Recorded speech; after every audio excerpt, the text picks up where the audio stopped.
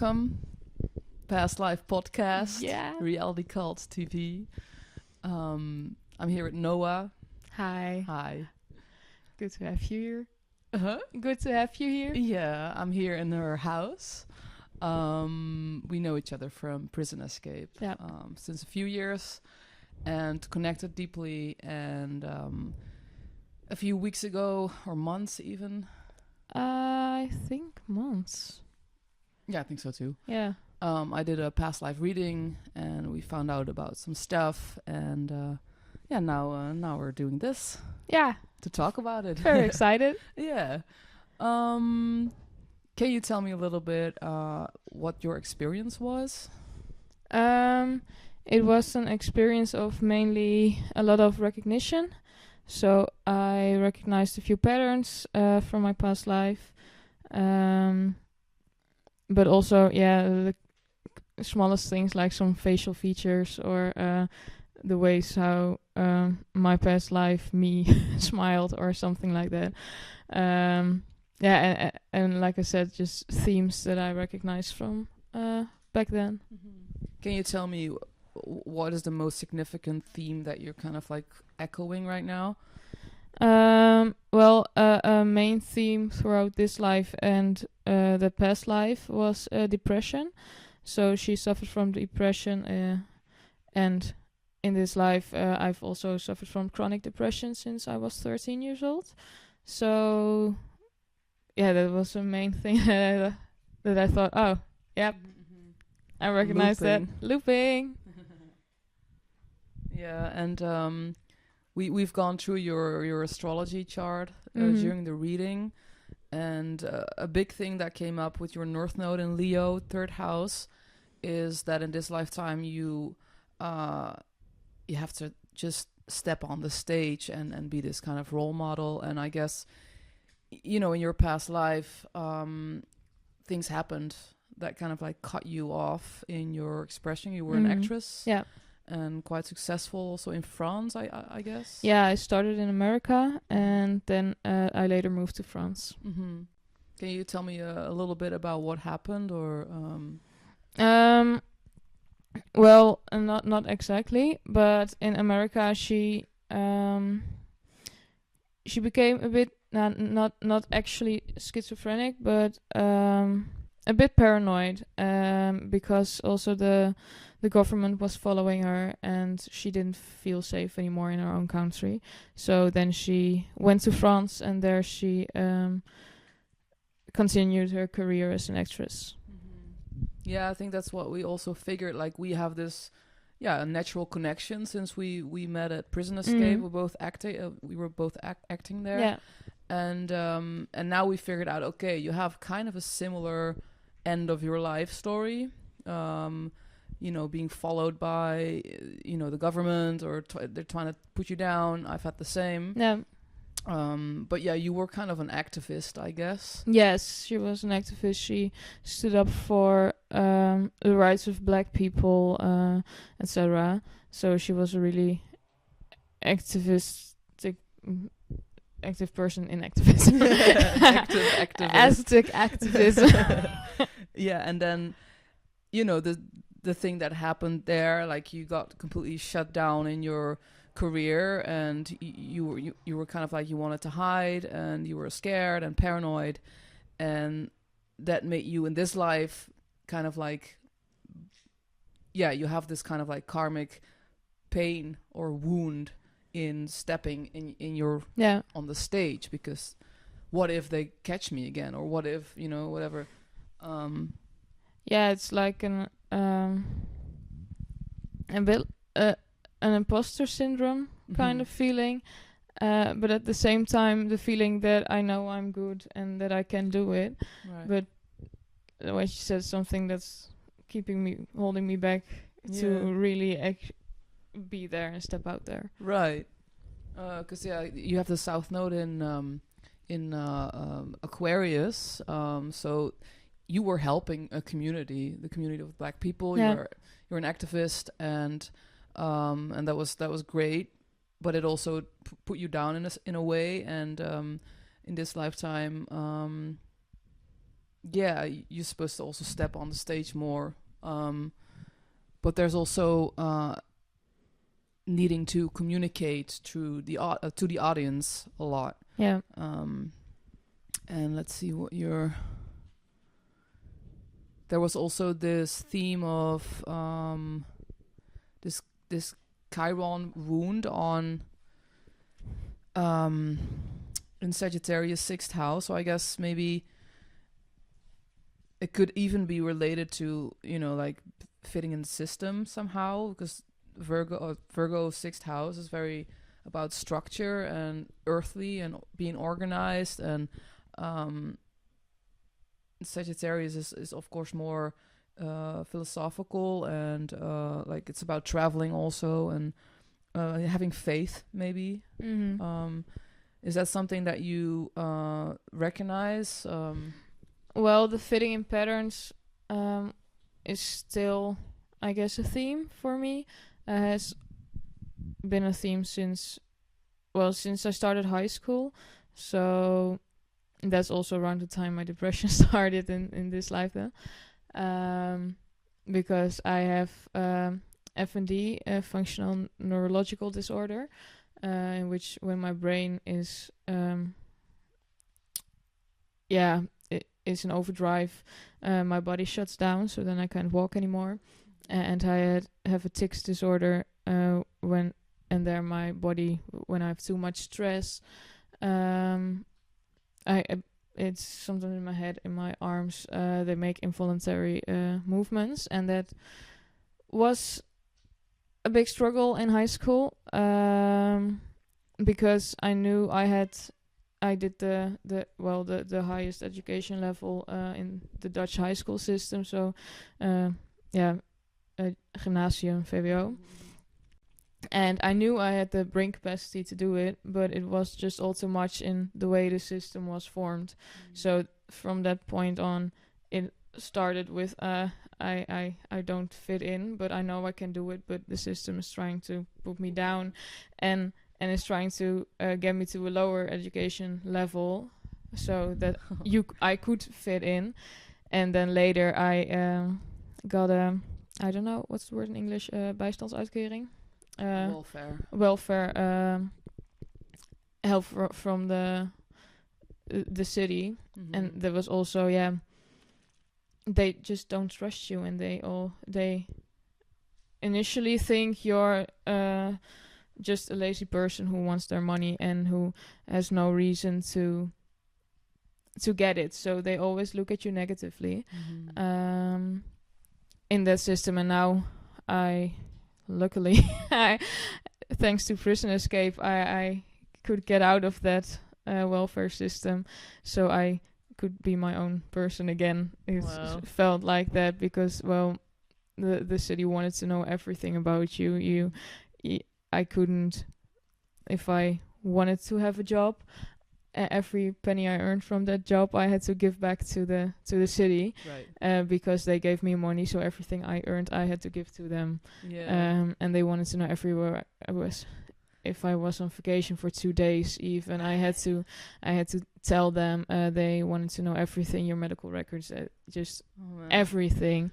So it was terrible. I had a constant feeling of being in prison, kinda. Very funny that working in a prison freed me more.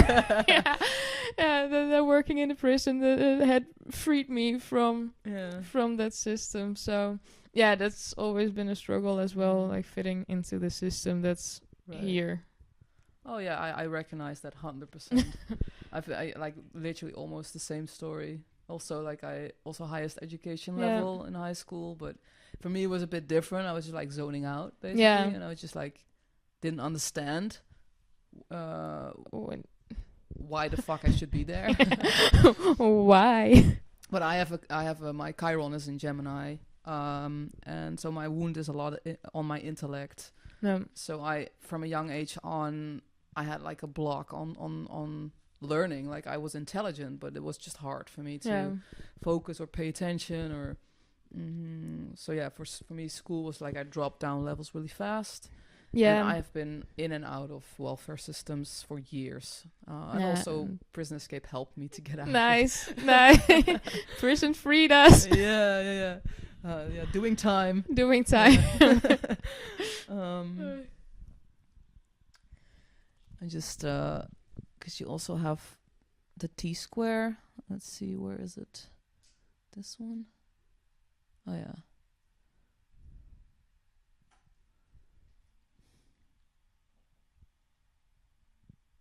There was a theme also of the standing up for yourself, and it's most probably related to the whole situation with her, with the government and being paranoid, and wasn't it also something about being used in like being a specific kind of symbol in acting, like you were like this pretty hot girl or something, or and then you get the same part over and over? Or I don't remember that from last time, but it could very well be because the roles were all that, like Joan of Arc, a woman called Lilith. So always the heroine or seductress or right. Interesting. I can recall also with Prison Escape in the beginning of, you've also worked there for a few years, I guess. And then at some point we were also talking about this while not being aware of all of the past life stuff. And then it was like, I'm always getting the same kind of like sweet girl role. Yeah, true.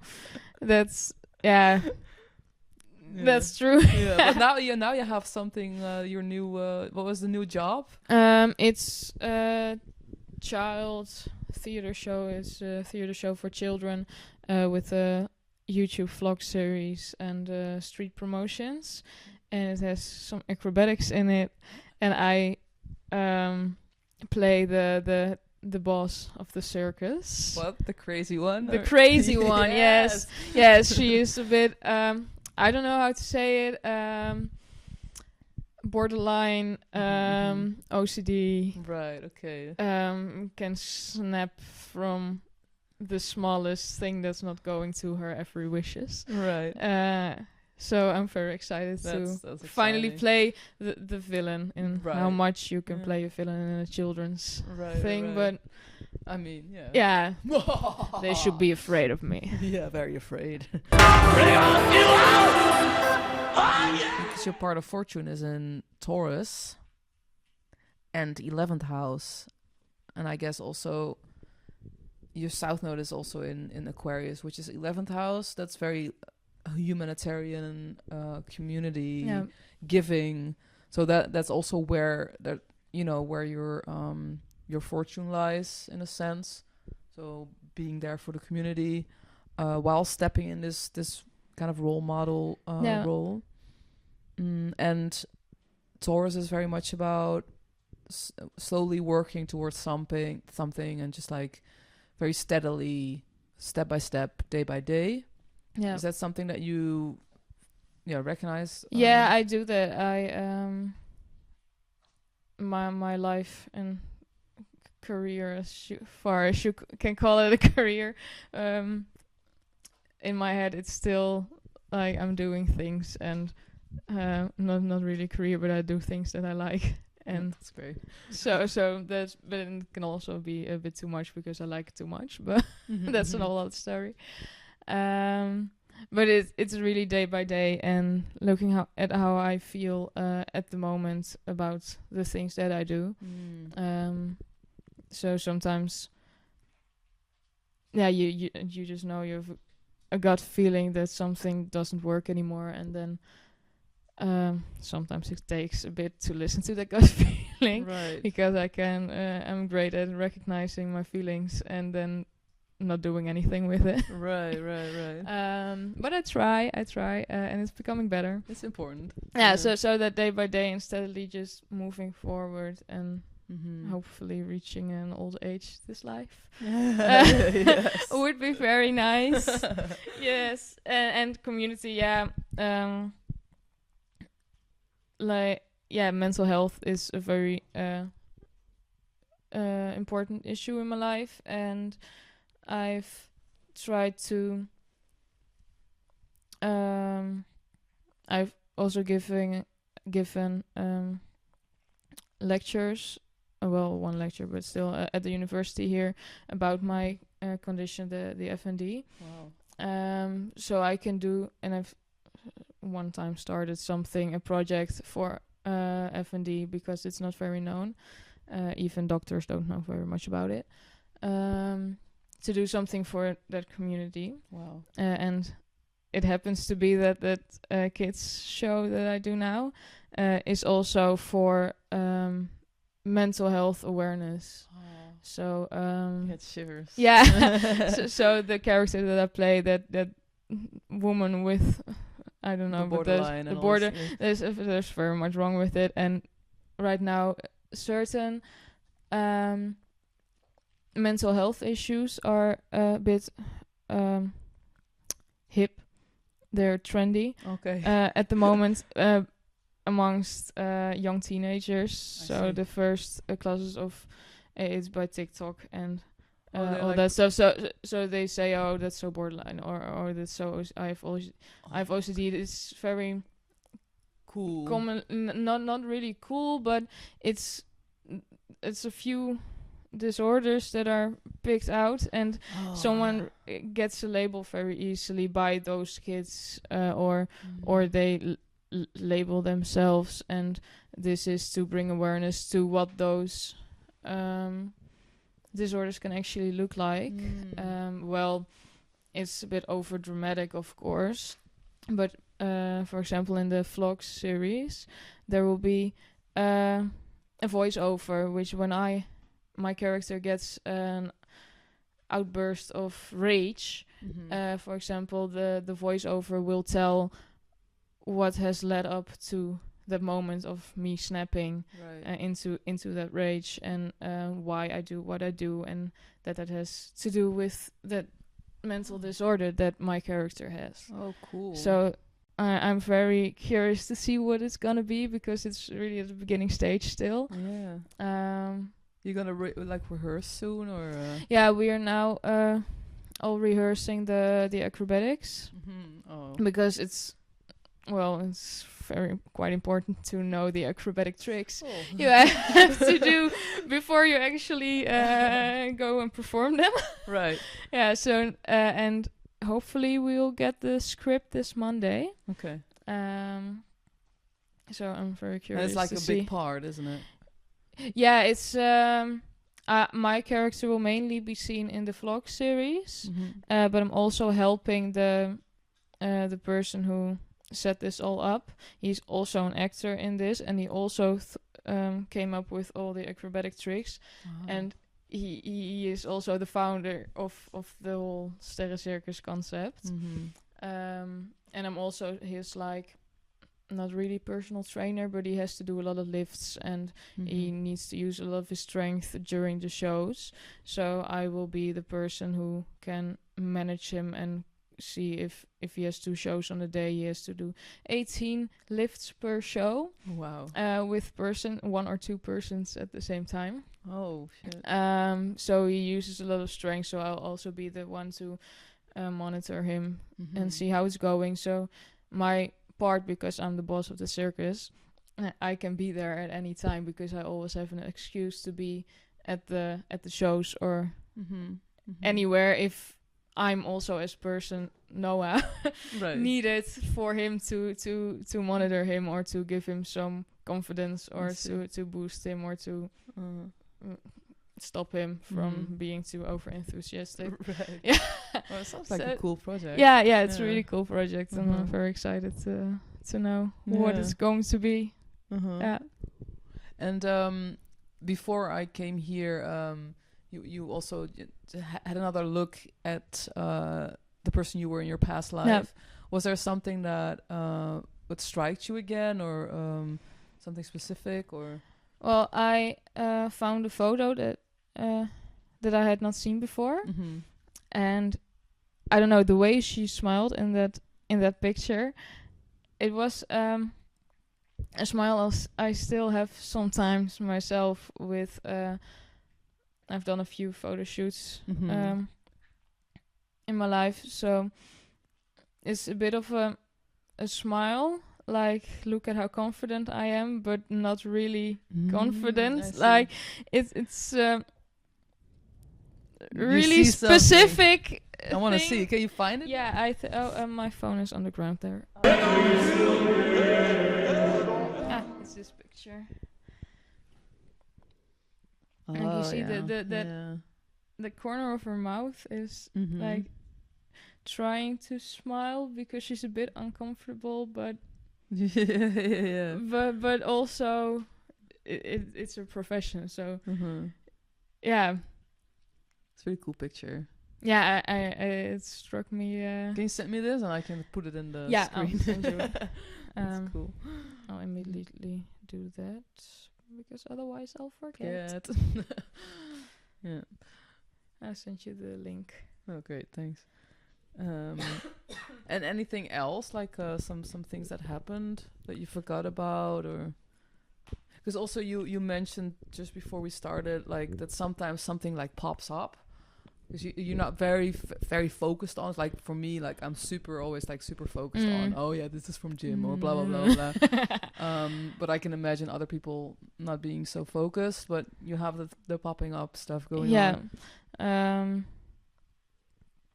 I think it's the how do I put it? Blackout. The paranoia. No, it's mainly the shock from the that was me, damn. You know, okay. And like I for this project that I'm doing now, I had my intake, and I am in this life by far the one with the least impressive resume. From all the actresses that work there. And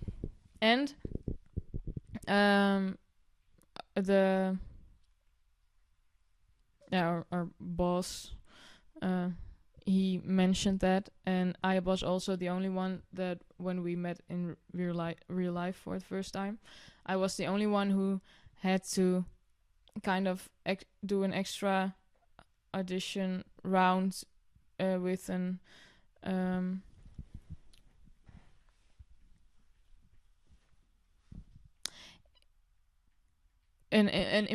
do an improvised scene with him, so that he could see my acting, because the other resumes were good enough that he just believed them to be good enough. And their personalities matched the project, so he didn't need to see that from them, and I was the only one that he needed to see that. Yeah. But it's a specific role. It's like pretty intense. Pretty borderliner. Yeah, and but on the phone before we met, he said that, and then that side of me rise to the surface where because I am a bit insecure and feeling held back, I kind of overcompensate, but I also know my own worth. So I told him that I know I am a good actress. I know I can do it. And then when we met, he said, "You never have to you never say that about yourself, that you're a good actress, because I don't know, it sounds arrogant or something, or the stakes are the expectations are very high now." He said. Okay. And then that made me insecure again. And then I did the scene we were doing, and then he was actually blown away, and he said, He got insecure. Yeah, he actually got insecure. Yeah, like intimidated. and I intimidated him, but I am very short and he's very tall, so I stood there. But that he was blown away, and there was just some kind of bevestiging. The confirmation. Thanks. That I am a good actress. And that I can do it. And that I don't need to feel held back that often anymore. Right. And that's a feeling, I think coming from the past life. Yeah, because where can you pinpoint that with her? Well, the being held back and kind of I don't know, it's not an arrogance, but the knowing I've done this before, I've acted. Right. I know I can do it. Right. And I've kind of known it my whole life because when I was 4 or 5 years old, I saw my first Groep 8 musical. As a really, really, really small girl, and I still remember the musical and being so intrigued by the acting. It was just by children of 11, 12 years old, and but probably really bad.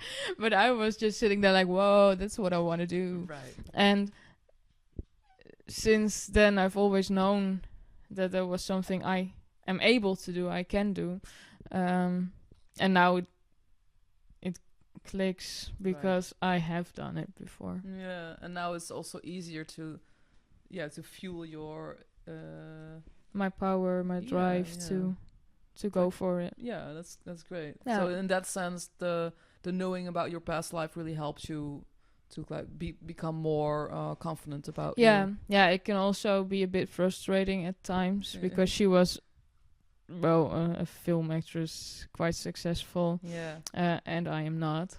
Yet. Indeed. So it's a really deep longing I have for that. Stepping on the stage. Yeah. It's your soul calling also. That is something. I recognize that. I had that also in the beginning a lot. Like, oh my God, yeah. And he had so many fans and like big stages, and then I'm just struggling for years to find the right audience, and like, you know, it's just like, it was kind of like frustrating a little bit, or like, like feeling like I'm not successful enough or something. But now I'm like seeing, okay, wait, this is all there's like karmic blockages I had to unpack first, and I'm still doing that. Like the being afraid of success because in my past life everything went wrong, and now I see why I've never been able to find the bigger audience yet. Is because I was afraid subconsciously, or so I was trying to block myself from making the same mistake as the last time, like going really fast, famous really fast, and then everything exploded. And in this lifetime it's just a step by step and easy and slow, and building something lasting instead of like firing and burning within 5 years and then dying, and then it's all done. How old was she when she died? I'm not really good at maths. What year? Let me check real quick. She was born in 1938 and she died in 1979. So 40 almost. Mm-hmm. Yeah, 39. Wow. So that's really young.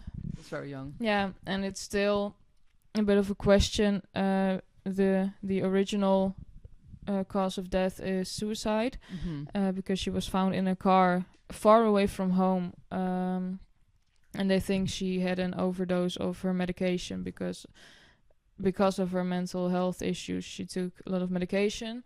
She also used or abused a lot of alcohol.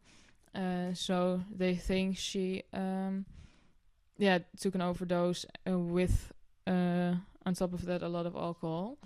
But the police also found that the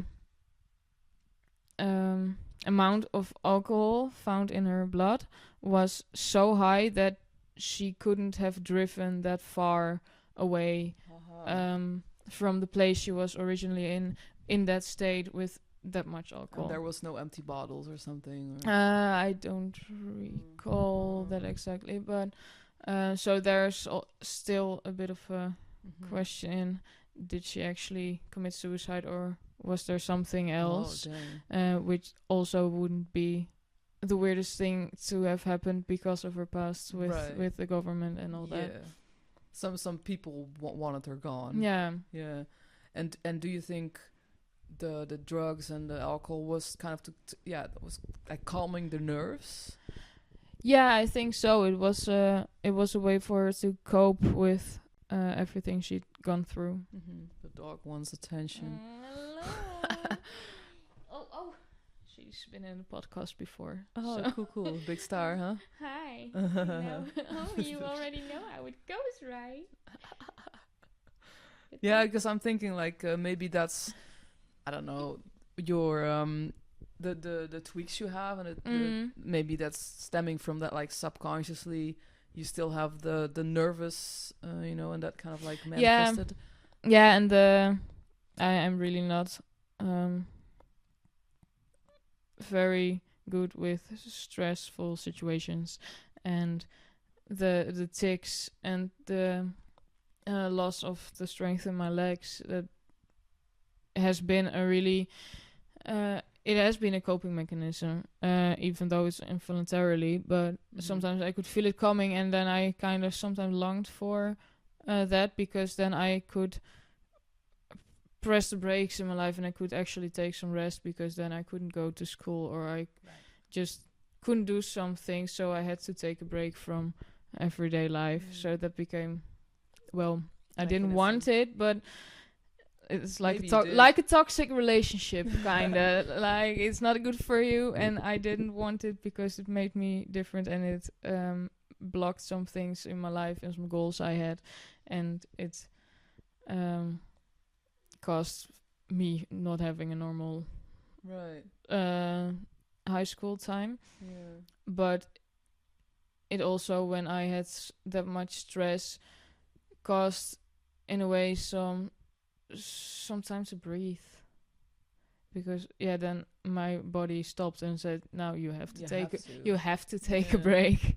Yeah, this could be like it's very much echoing. Yeah. There was like at the end so much stress for her. Yeah, it must have been awful. Yeah. The dog is chilling. It's chilling so hard. Do you have anything else to mention, or you want to talk about something? Or not really. It was when I first saw the footage of her, when we last talked.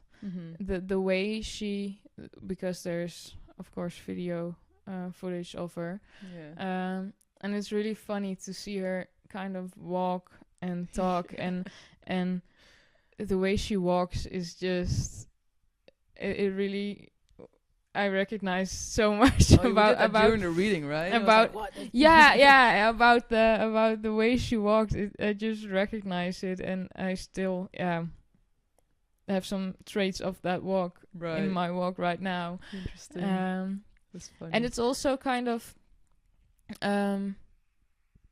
what I later on, and I completely forgot again, and now I remember, thought that she had, like, her body type, or her body is sometimes the ideal body I still have in mind right now. So she had I right now I have had a breast reduction, and so for myself I have quite large breasts, and she had smaller breasts, and for the rest our bodies are quite the same.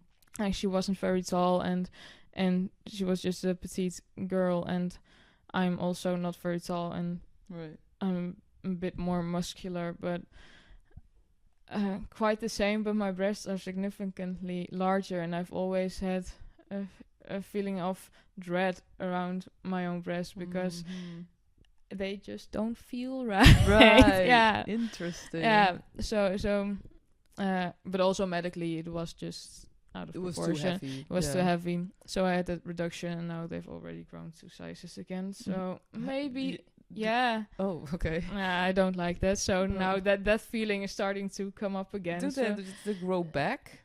Yeah, they can, and Oh I my don't know gosh. why, and I hate it. Oh man. Yeah, so maybe there will be another surgery in the future, All right. but because that's again a theme right now. Yeah. I just remembered like, oh well, that might be a part of that. Echo. I think has to do with it's so much freer in your movements when you don't have all that weight on your I chest. cannot imagine. Literally weight on your Yeah, chest. So yeah. Also some kind of longing and unease in this body then. Yeah, I Or do that body recognize that a part, lot. yeah.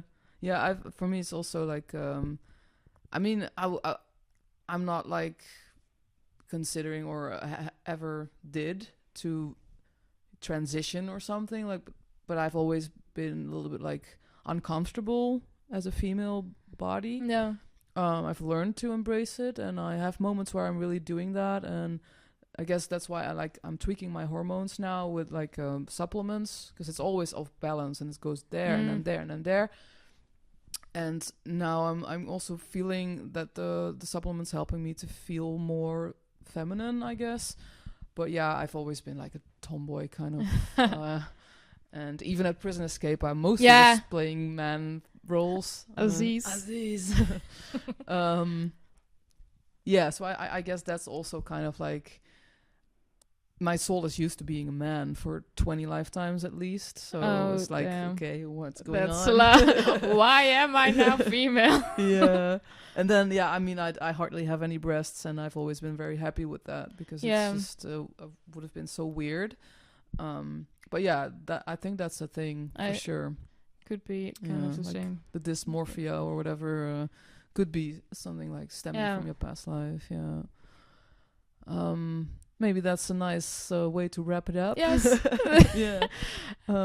Thank you very much. Yeah, thank you for great. coming here and wanting me on the podcast. Yes.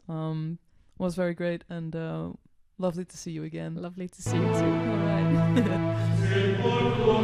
right.